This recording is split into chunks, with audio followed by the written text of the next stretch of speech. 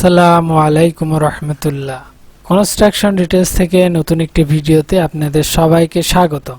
আজকে আমাদের টপিকস হবে গ্রাউন্ড ফ্লোরে যে পেভমেন্ট টাইস করি বা পার্কিং টাইস, র্যাম্প টাইস, তো এই টাইসের আমরা কিভাবে হিসাবটা বের করব এবং আপনি যদি মালামাল চান কিভাবে চাবেন এবং দোকানদাররা কিভাবে মালামাল দেয় সেটার হিসাব আপনাদের A to Z বুঝাই দিব এবং এখানে কতটুকু সিমেন্ট বালি লাগবে এই ভিডিওর মাধ্যমে আপনারা A to Z শিখতে পারবেন। তো চলুন আমরা ভিডিওতে দেখি যে পেভমেন্ট টাইসের কি কি হিসাব আমরা করি। আমরা সাধারণত জানি এই পেভমেন্ট টাইসটা 12 সাইজের হয়ে থাকে, তো এর হিসাব করা খুবই সহজ। আর দোকানদাররা যে পদ্ধতিতে কারণ আমরা টাইসের হিসাব করি স্কোয়ার ফিটে, দোকানদাররা স্কোয়ার ফিটে কিভাবে পিস হিসাবে টাইস দেয় সেই হিসাবটা আপনারা শিখতে পারবেন। এবং আমরা যে সিমেন্ট বালির হিসাবটা বের করি সেটা হলো বালির হিসাবটা আমরা সিএফটিতে বের করি, সিমেন্টের হিসাব আমরা ব্যাগে বের করি। তো কিভাবে আমরা বের করি এই ভিডিওতে সম্পূর্ণভাবে দেওয়া আছে। আশা করি এই ভিডিওটি দেখলে আপনারা সম্পূর্ণ শিখতে পারবেন। তো ধন্যবাদ। চলুন আমরা ভিডিও শুরু করা যাক। পার্কিং এরিয়া, প্রথমত আমরা পার্কিং এরিয়ার মাপটা আমরা নিয়ে নিব আমাদের হিসাবের সুবিধার্থে। তো লেন্থ বের করতে হবে, যেটা লম্বা পার্কিং এরিয়া সেটা আমরা নিব। তো লেন্থ এখানে 45 ফিট মানে ফুল লেন্থ। তারপরে উইথ আছে আমাদের 16 ফিট, মানে চওড়া যেটা আছে সেটা আছে 16 ফিট। তো আমরা জানি স্কোয়ার ফিট টাইলস কিনি, তো স্কোয়ার ফিট বের করতে হবে। তো 45 গুণ 16 এই দুইটাকে গুণ করলে 720, এই 720 হলো স্কোয়ার ফুট হয়, যে যাকে বর্গ ফুট বলি আমরা বাংলাতে। তো টাইস সাইজ হচ্ছে 12x12, কারণ পেভমেন্ট টাইস বা র্যাম্প টাইস এই টাইসটা সাধারণত আপনার পার্কিং যে টাইসগুলো এটা 12x12 হয়ে থাকে। তো এবার টাইসের এরিয়া বের করব। এই 12 ইঞ্চি থাকে, একে আমরা ফুট করে নিব। তো 12 ইঞ্চিতে 1 ফুট আমরা জানি, 12কে 12 দিয়ে ভাগ করলে 1ই হয়। তো 1 স্কোয়ার ফুট আসে আমাদের টাইসের মাপ। তো টোটাল আমাদের পার্কিং এরিয়া কে আমরা টাইসের এরিয়া দিয়ে ভাগ করব। টোটাল আমাদের যে পার্কিং এরিয়াটা আসছে সেটাকে দিয়ে আমরা টাইসের এরিয়া দিয়ে ভাগ করলে আমাদের কতটা পিস বের করতে হবে। তো আমাদের আসছিল total parking area 45 foot into 16 foot 720 square foot. একে আমরা টাইসের এরিয়া আসছে কত 12 ইঞ্চি বাই 12 ইঞ্চি। তো একে হলো ভাগ করলে 720 পিস টাইস আসে। তো এখানে একটা বিষয় মনে রাখতে হবে, আপনি যদি পেভমেন্ট টাইস সাধারণত খুবই কম ভাঙে, এই টাইসটা কাজের ক্ষেত্রে দুইটা একটা ভাঙতে পারে। তো এটা সেই অনুপাতে আমরা এর ওয়েস্টেজটা ধরে নিব। তো এই 720কে আমরা 1% ধরছি।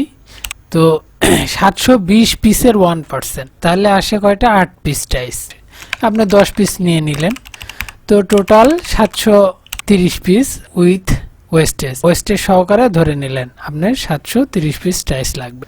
র্যাম্প টাইস এস্টিমেট। এবার আমরা র্যাম্পের টাইসের হিসাবটা বের করব, বা হলো যেটা সিঁড়ির বা আমাদের গ্যারেজে ঢুকতে যে র্যাম্প সেটার। তো এখানে র্যাম্পের এরিয়া বের করতে হবে। আমরা জানি এরিয়া বের করার ক্ষেত্রে প্রথমত লেন্থ, দৈর্ঘ্য এবং প্রস্থ দুইটো, কারণ আমরা টাইস স্কোয়ার ফিটে কিনি সেই জন্য দৈর্ঘ্য প্রস্থ দুইটাই লাগবে। তো উইথ আছে 10 ফিট আর লেন্থ আছে 26 ফিট, এই দুইটাকে আমরা গুণ করব। তো total area is equal to 26 feet into 10 feet 260 square feet আসে। এটা একই জিনিস আপনাদের রিপিট করছি যাতে আপনারা শিখতে পারেন বা এখান থেকে শিখে অন্যকে শিখাইতে পারেন। তো টাইস সাইজ একই আমাদের, বেসিক্যালি আমরা পেভমেন্ট টাইসের সাইজ এই 12 হয়, মানে এটা হলো অর্ডার দিয়ে বানাইতে হয়। আপনি এত পিস অর্ডার করলেন, ওরা আপনাদের বানাই দিল। এটা হলো সিমেন্ট টাইস। তো টাইস এরিয়া দিয়ে আমরা ভাগ করব। এই যে 226কে আমরা 1 দিয়ে ভাগ করব, আমাদের টাইস এরিয়া আসছে। তো টোটাল র্যাম্প এরিয়াকে আমরা টাইস এরিয়া দিয়ে ভাগ করব। তাহলে মূলত আপনারা 226 স্কোয়ার ফিট আছে এইটা বললে বা 720 স্কোয়ার ফিট এইটা বললে আপনার দোকানদার হিসাব করে বের করে দেয়। তো এখানে আমার শেখানোর উদ্দেশ্য, দোকানদার আপনি সবকিছু, একজন সিভিল ইঞ্জিনিয়ার যদি হন আপনার সবকিছুই কিন্তু শিখে রাখা লাগবে, কাজের ক্ষেত্রে, বা আপনি একজন কন্ট্রাক্টর হলেন, টাইলসের কন্ট্রাক্টর হলেন, একজন মিস্ত্রি হলেন, আপনার কত পিস টাইলস লাগবে সেই হিসাবটাও আপনাকে জানতে হবে। তো মূলত এগুলো দোকানদাররা বের করে দেয়, তারপরেও জানার ক্ষেত্রে শিখার কিন্তু শেষ নেই। আমি হয়তো অনেক কিছু জানি না, তারপরেও আমি যেটুক জানি শেখার চেষ্টা করি। তো 226কে আমরা টাইলসের সাইজ যেটা 1 স্কোয়ার ফিট, এটা হলো 226 স্কোয়ার ফিট, ভাগ করলে 226 আসে পিস টাইলস নিড দরকার। এখন এই র্যাম্পের টাইলস করতে গেলে কিন্তু একটু ভাঙার সম্ভাবনা থাকে বেশি, হ্যাঁ। তো সেই ক্ষেত্রে আমার 5% ধরে নিতে হবে র্যাম্পের টাইলস, বা সিঁড়ির টাইলসের ক্ষেত্রে র্যাম্পের টাইলসের এটা 5% ধরে নেবেন।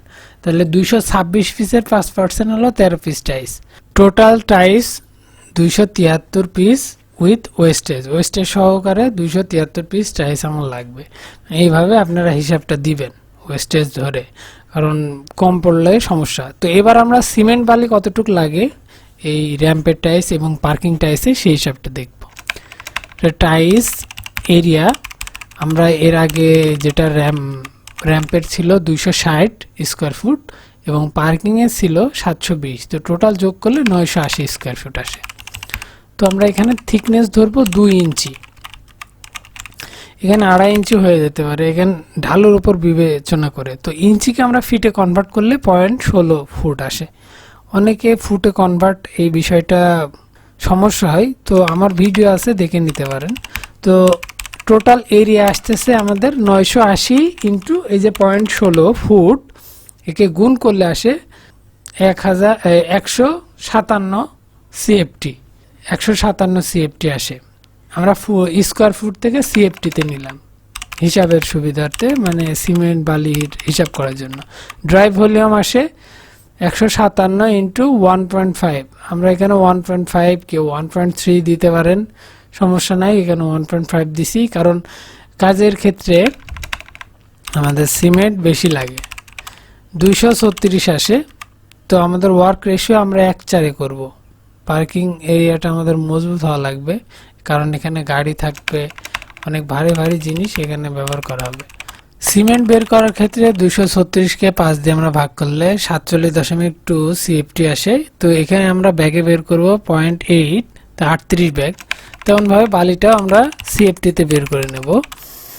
47.2 ইন্টু 4, আমরা এখানে একটা বস্তা সমান 4টা বস্তা বালি দিছি, তো 189 সিএফটি আসে।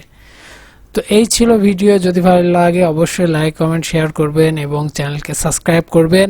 আর আপনারা কোন বিষয়ের উপর ভিডিও চান সেটা কমেন্ট করে অবশ্যই জানাবেন। ভালো থাকবেন, সুস্থ থাকবেন, আল্লাহ হাফেজ।